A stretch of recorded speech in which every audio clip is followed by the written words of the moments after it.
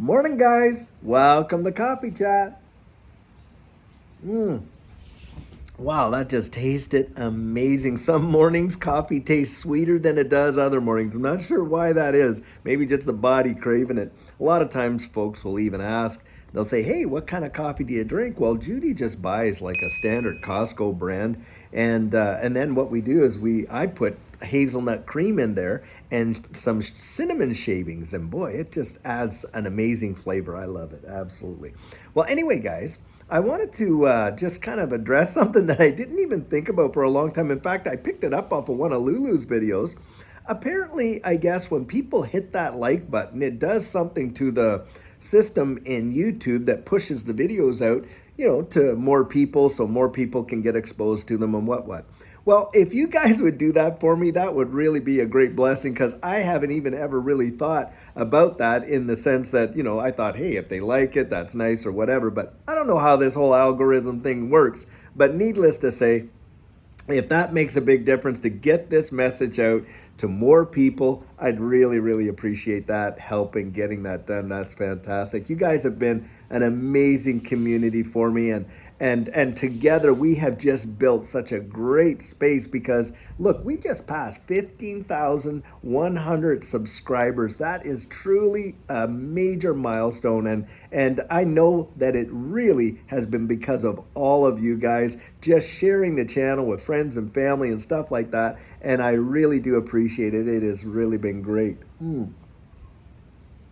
Well, guys, I'm reading a couple articles today, and the first one, again, is coming out of the Bank of Japan. Now, the Bank of Japan is on a bond buying spree like no tomorrow. Guys, this is quantitative easing on steroids. They are trying to bring down that yield, that 10-year yield on their notes over there, and of course, this is pushing liquidity into risk on assets. And don't kid yourself. If you don't see the Bank of England doing the same, or you don't see the European Central Bank and the Federal Reserve doing the same thing, they are going to be buying, and they are buying, guys. Come on. They are all buying debt like it's going out of style. That's the beating heart of this market. And when you see the yields in the debt market start to spike off like that, wow, that is a major, major warning sign that things are not looking good in the economy. And it wasn't just, but what I think in December there, that the Bank of England went out there and totally bailed out the gilt market over there, because if they hadn't,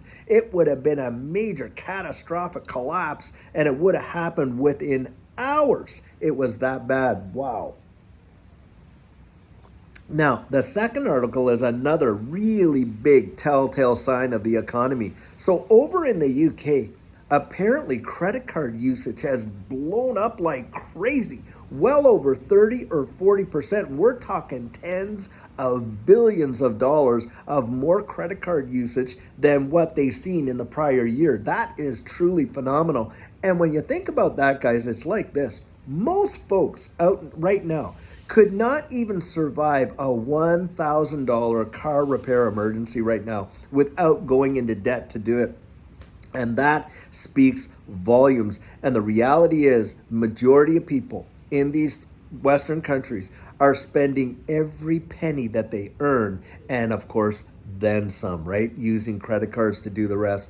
And it shows you just how tight things really are. And then you see all these policies coming out to raise prices for energy costs, and on and on and on.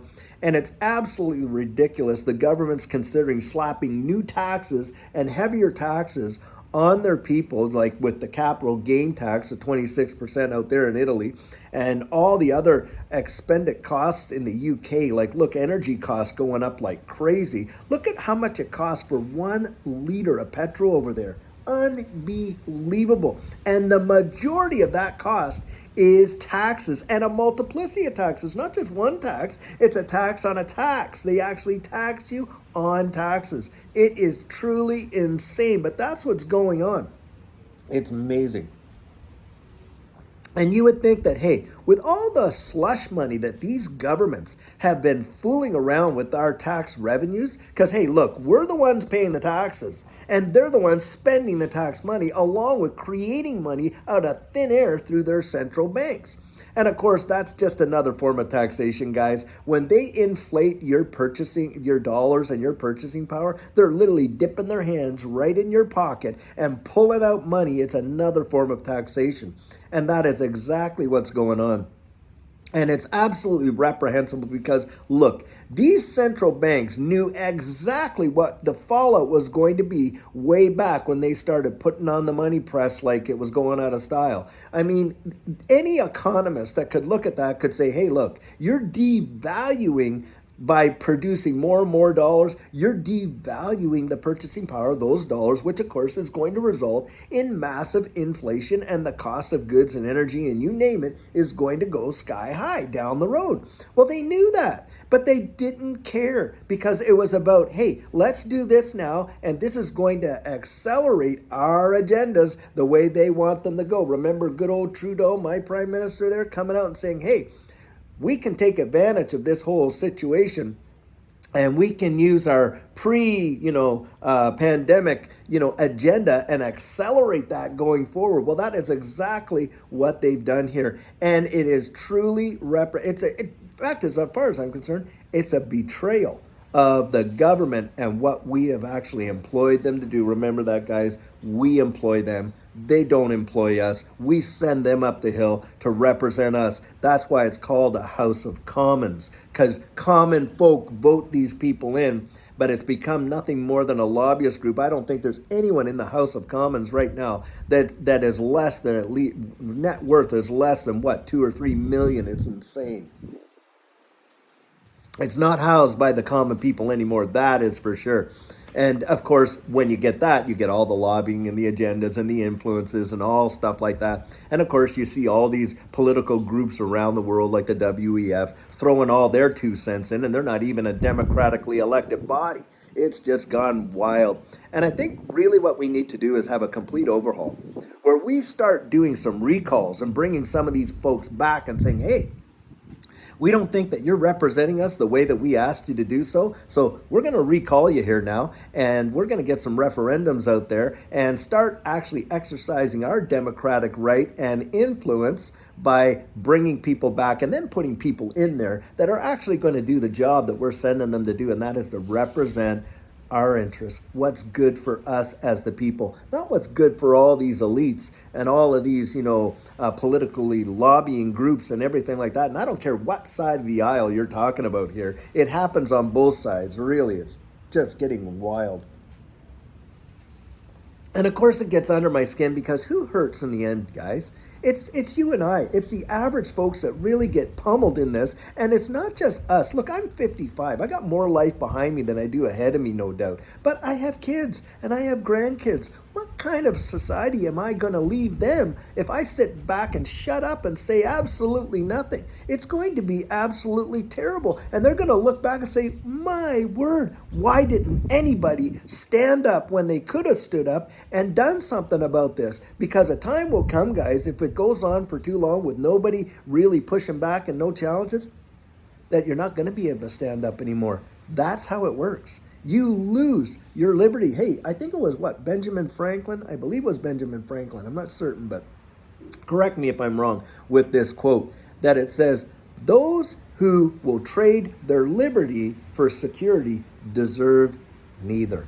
I mean, that is a powerful statement. That was at a time when liberty was paramount. You got to get your liberty back, guys. We've got to get our liberty back. We've got to be a we the people type of thing. And remember this, hey, the Magna Carta was started right there in the UK. I mean, this whole push for liberty didn't just start in the United States. Don't kid yourself. It started over there in Great Britain and taking away that whole divine right of kings. Well, now we got the divine right of people in Parliament and people in Congress. And that needs to be shut down too, as far as I'm concerned.